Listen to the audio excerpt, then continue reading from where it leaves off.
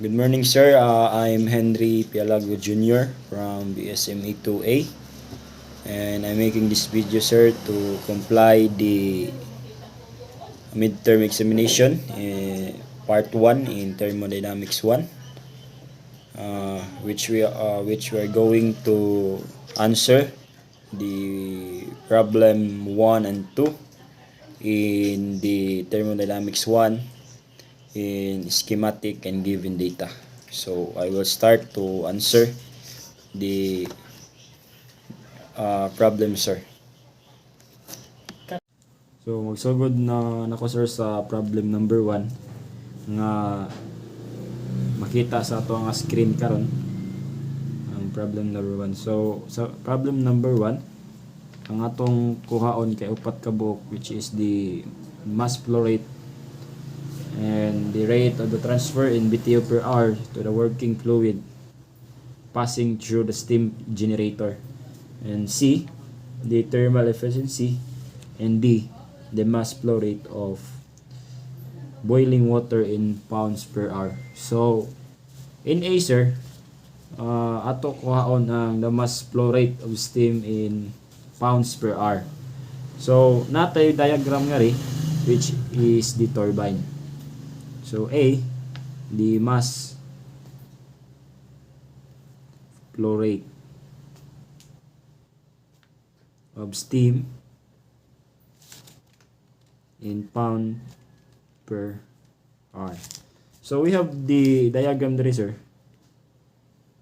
the turbine, and this is the diagram, the H1, then the WT, and the H2.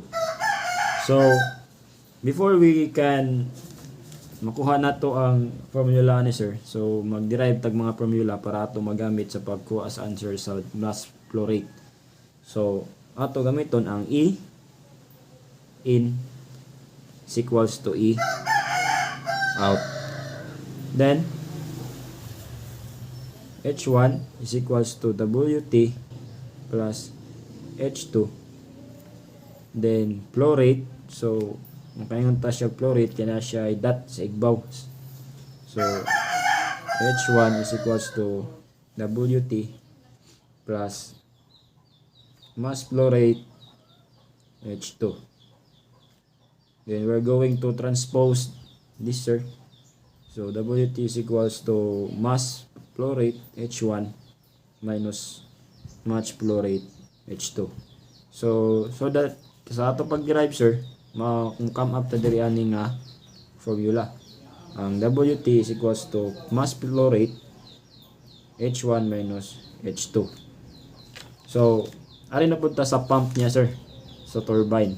So you have the diagram.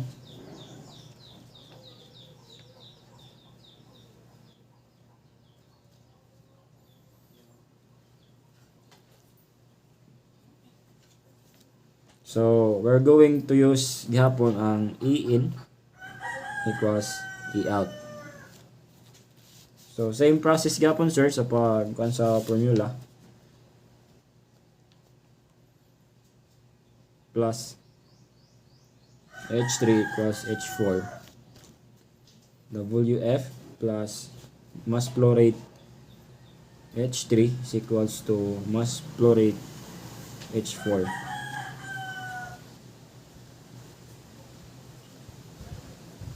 Mass flow rate H4 equals mass flow rate H3. So we're going to come up sa aning formula, sir, mass flow rate H4 minus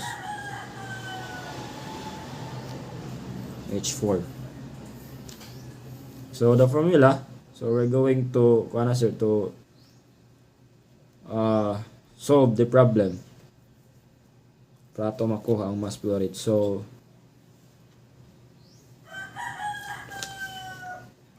is equals to WT minus WF is equals to mass flow rate of H1 minus H2 in mass flow rate H4 minus H3. So, mass flow rate ato is butang ang mga given sa problem,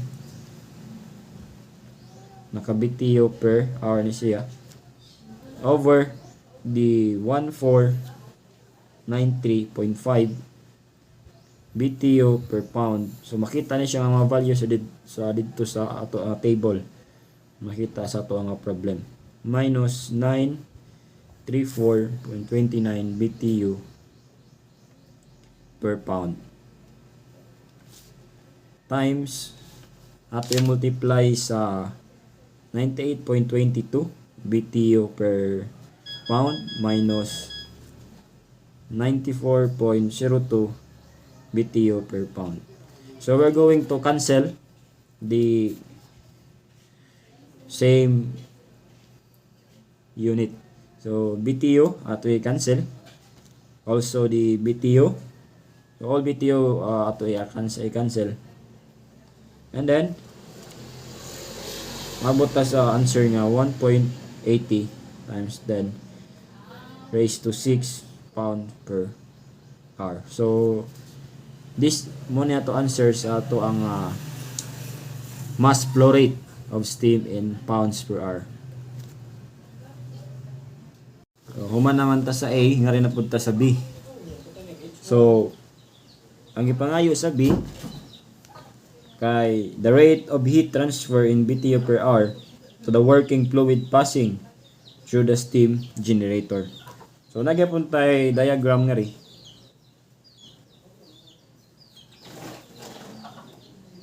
Ini siya, which is mo ni siya ang Q in or heat, and 1 is the out and 4 is the in. So sa pagkuha na to sa answer sa B, mag-generate na pud ta og formula para makakuha ta og formula nga atong gamiton sa pagkuha sa answer ani. So E in is equals to E out. So Q in plus mass flow rate of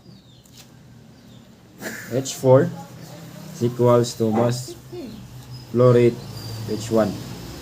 So Q in is equals to mass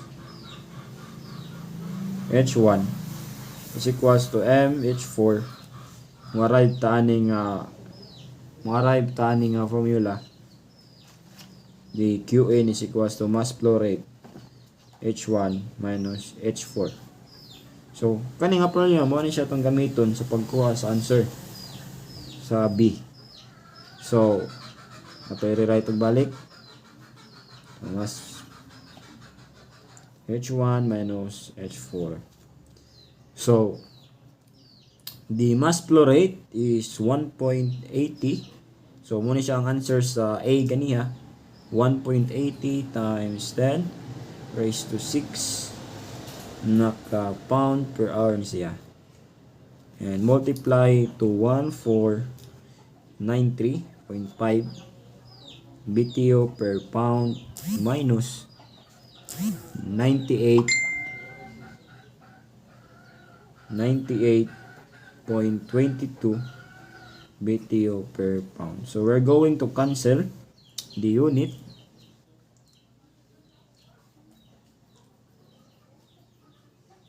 Then we're going to arrive this answer. So the rate of transfer in BTU per BTU per hour to the working fluid passing through the steam generator kay 2.51 times 10 BTU per hour. So this is the answer in B. So ngarita sa C, which is atong kuhaon ang thermal efficiency. So the thermal efficiency sa pagkuha ani natay formula nga H is equals to W cycle over Qin. So, ato lang i-substitute na lang ang mga given value. The W cycle 1 times 10 raised to 9 BTU per hour divided by over 2.51 times 10 raised to 9 BTU per hour. So we're going to cancel the unit and we're going to arrive this answer. So 39.84%. So what that, kung makuha tag thermal efficiency, that is percent. So come up tas answer nga percent. So di gyud nato na siya kalimtan. So ngayon na po dato na po kuhaon ang the mass flow rate of cooling water in pound per hour. So using the law of conservation, ato din niya makuha ang formula nga ato ang gamiton. So M2 equals M3 is equals to M and MA is equals to MB is equals to MCW, and 0 is equals to M H2 minus H3 plus MCW HA minus HB. So MCW is equals to N H2 minus H3 over the HB minus HA. So that formula mo na itong gamiton para makuha nato ang cooling in water in pounds per hour. So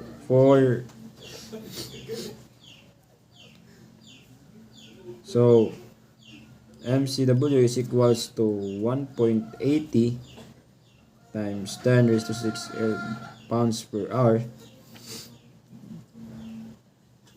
And then this is the flow rate. And the 934.29 BTU per pound minus 94.02 BTU per pound over 44.09 BTU per pound minus 28.08 BTU per pound. So answer is 9.45 times 10 to 10 pounds per hour. So in addition to, para makuha pa gyud nato ang for the cooling of water, for the cooling of water, so we have this formula. HA is equal to CP delta T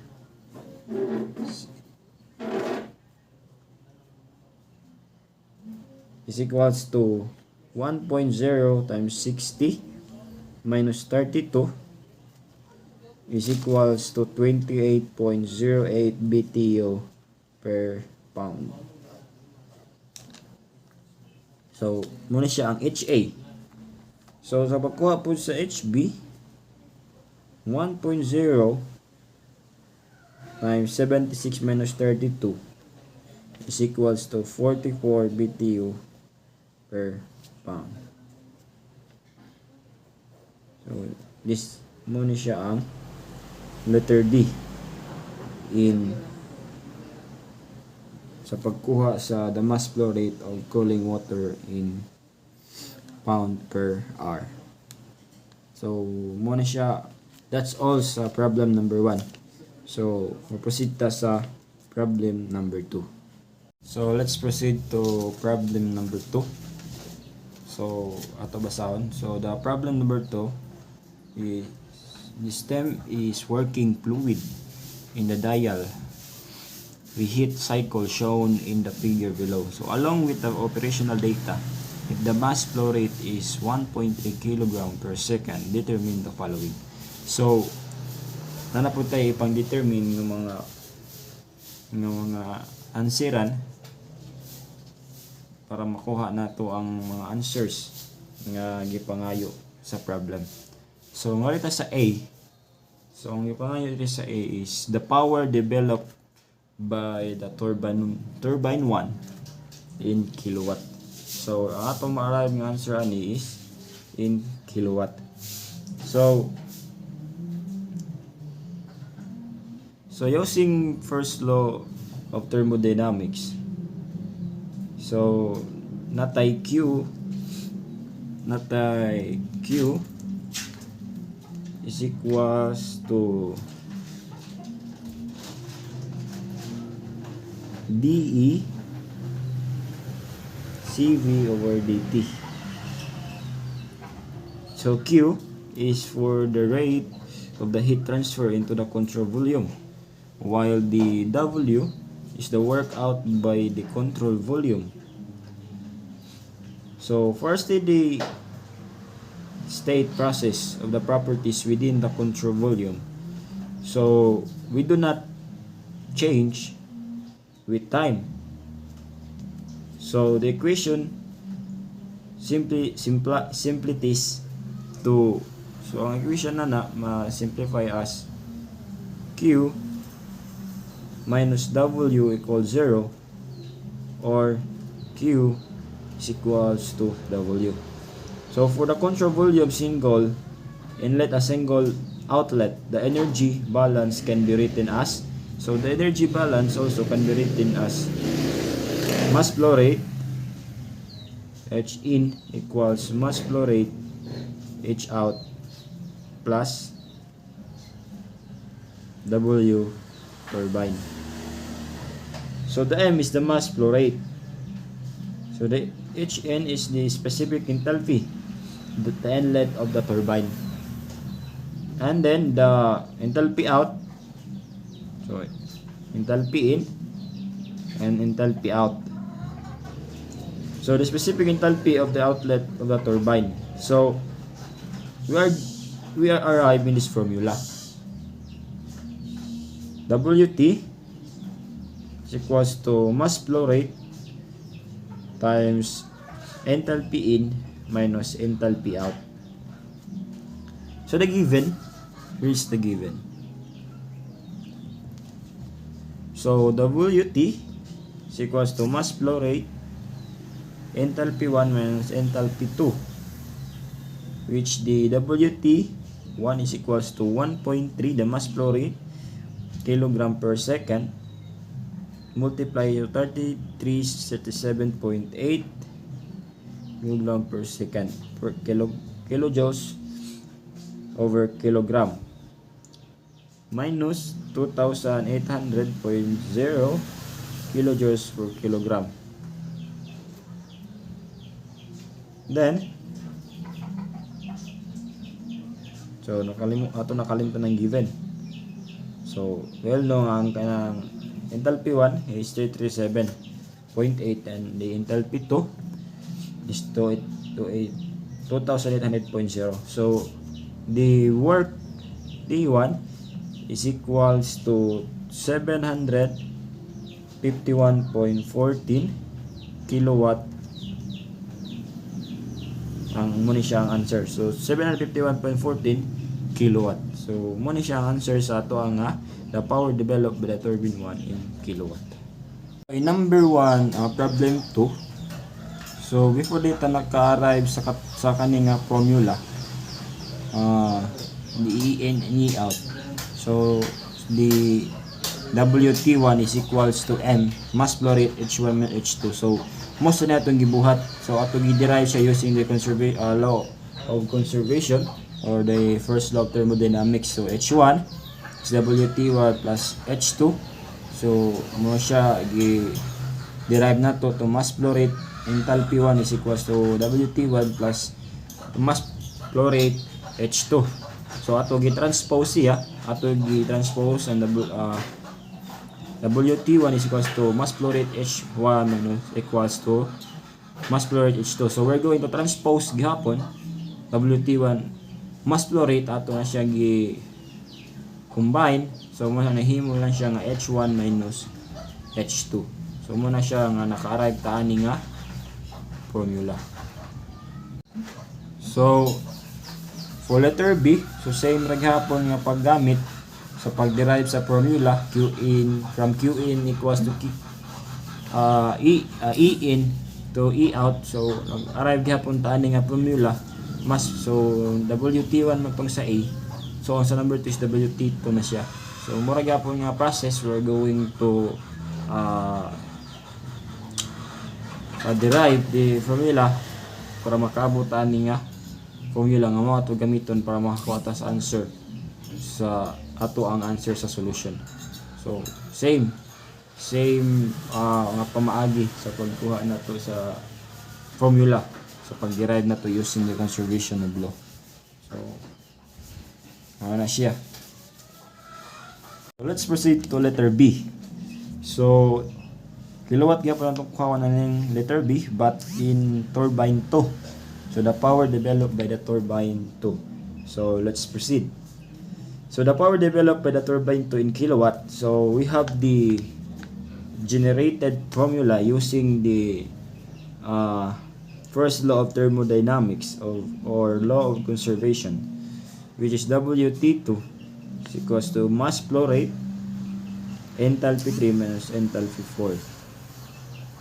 So let's take given mass flow rate is equals to 1.3 kg per second, enthalpy 3 is equals to 3318.80.5 kilojoules per kilogram, and enthalpy 4 is 2675.5 kilojoules per kilogram. So that's the given. So for the solution,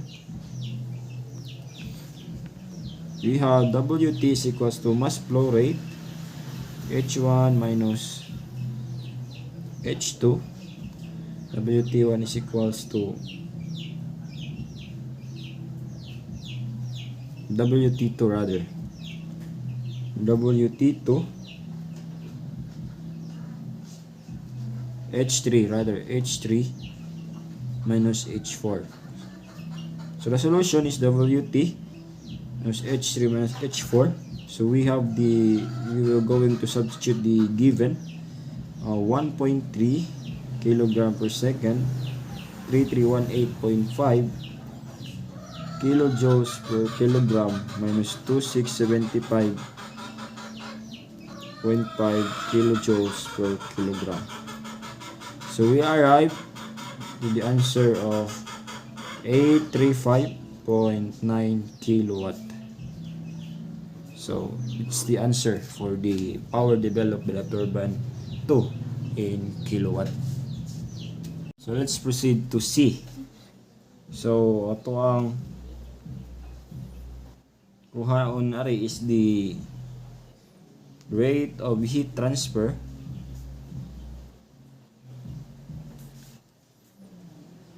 as it passes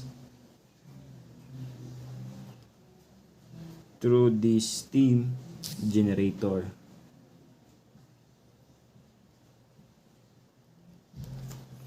So in kilowatt. So we know in our previous problems sa uban natong ipang-answeran in problem 1. So nakabalo ta og asa ni gikan ang giun sa ni pag-derive ang kan Qn generator nga makuha ni nato nga formula ang mass flow rate times H1 minus H6. So nakabalo ta asa ni siya ngano nga may abot ani nga formula. So gi-derive ni siya mga tanawan ang atong previous nga gianseran sa ato ang problem. So ato na siya ikuha ng given. The given is mass is 1.3 kilogram per second.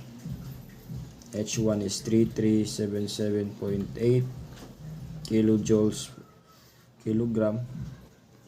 H6 is 431.96 kilojoules per kilogram. So for the solution, by using this formula, the mass, the Q in is equals to mass flow rate H1 minus H6. So in Q in, Gin is 1.3 kilogram per second times 3377.8 minus 431.66 kilojoules per kilogram. So the Q in June, we arrive to the answer of 3829.59 kilowatt.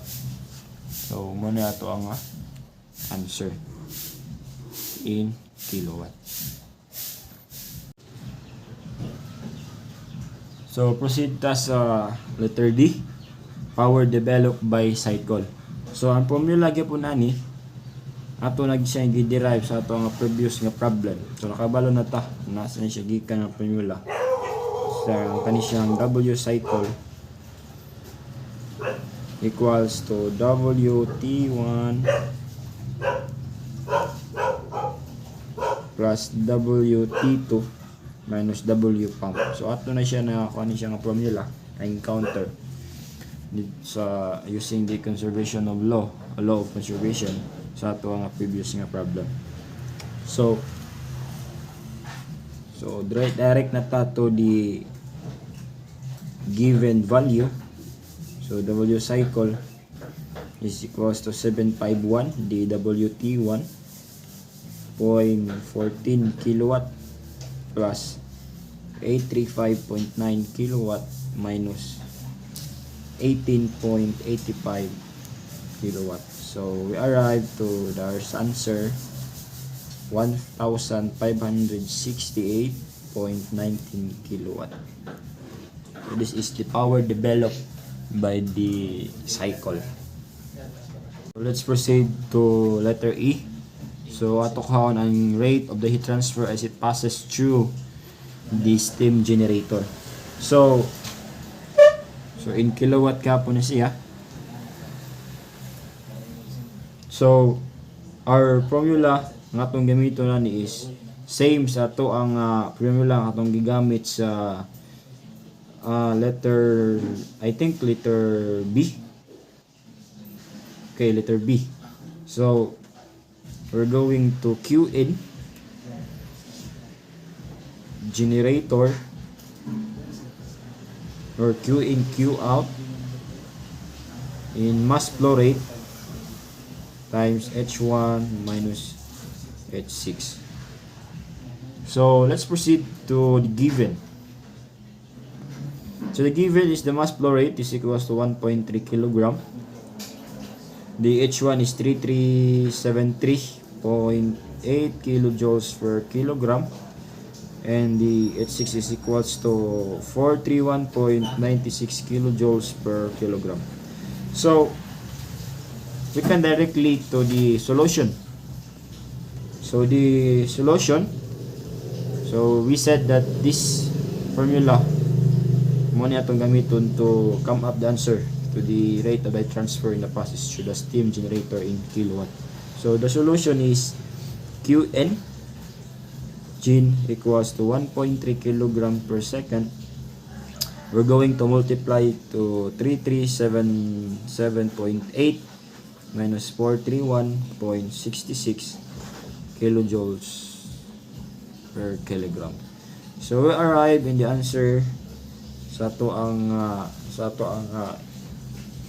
rate of heat transfer Ato answer is 3829.59 kilowatt. So this is the answer for the letter E. So let's proceed to the letter F. So ato na pagkuhaon nga ri is the rate of the heat transfer to working fluid as it passes through the reheater. So our given formula, so same reghapon, ang nakalay lang is ang naguna ang sa E is the Q-in generator, ang R is the Q-in reheater. So Q-in reheater is equals to mass flow rate H3 minus H2. So we're going to direct to the given. So balik-balik na itong given, no? So the mass flow rate is 1.3 kg per second. The H3 is 3318.5 kilojoules per kilogram. So base na ibulong mo asa na yung mga value nga naa kaning mga H3, enthalpy 2, enthalpy 3. So nani siya sa ato ang given ni siya daan sa box nga to sa ato ang problem. So ato makita ngadto. So the H2 is equals to 2800.0 kilojoules per kilogram. So solution using this formula, Q in preheat is equals to 1.3 substitution of the value. So 33 multiplied to 3318.5 minus 2800.0 kilojoules per kilogram.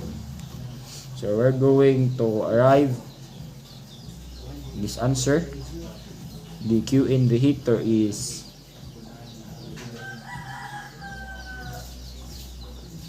equals to 674.05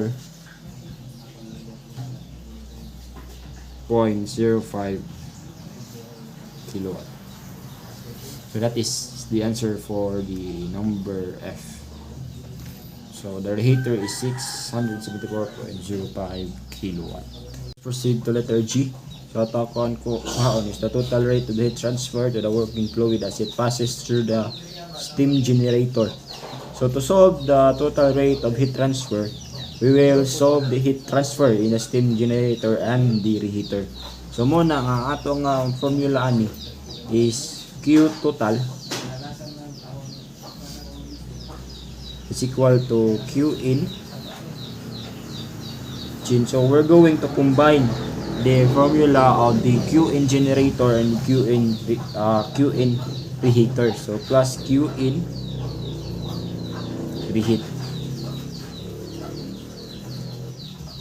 So our previous answer, the previous letter, so the Q in answer in generator is 3829.59 kilowatt, and our Q in reheat is 674.05 kilowatt. So for the solution, we're going to add. So sayon ra kayo, we're going to add lang ani yung duha. So Q total is equal to 3829.59 plus 674.05. So we arrive to this answer 4503.64 kilowatt. Muna siya answer. So proceed ta sa H, letter H. So to kuhaon diri is the rate of the transfer from the working fluid as it passes through the condenser. So sa condenser na punta. So to find the rate of the heat transfer in the condenser, we use this formula. So sa ganiha kay nagamit pa Q in, so we're going to use the Q out. Condenser mass flow rate H4 minus H5. So same mo gyapon atong gamiton ang given 1.3 mass flow rate 1.3 kilogram. Then H4 is 2675.5 kilojoules per kilogram. This value is equal to 417.46 kilojoules per kilogram. So substitute the solution. So the Q out condenser goes to 1.3 kilogram per second, goes to 675.5 minus 417.46 kilogram per kilojoules kilogram. So may abot ta sa atong answer. Q out condenser is equals to 2935.45 kilowatt. So that is the answer for the number H. Last number, the letter I. So we're going to answer the cycle thermal efficiency. So our formula we're going to use is W cycle over the Q total. So we know that the answer of W cycle is 1568.19 kilowatt, and our Q total is 4503.64 kilowatt. So for the solution, so substitute, we're going to divide this over 4503 kilowatt, and the answer is 0.3482.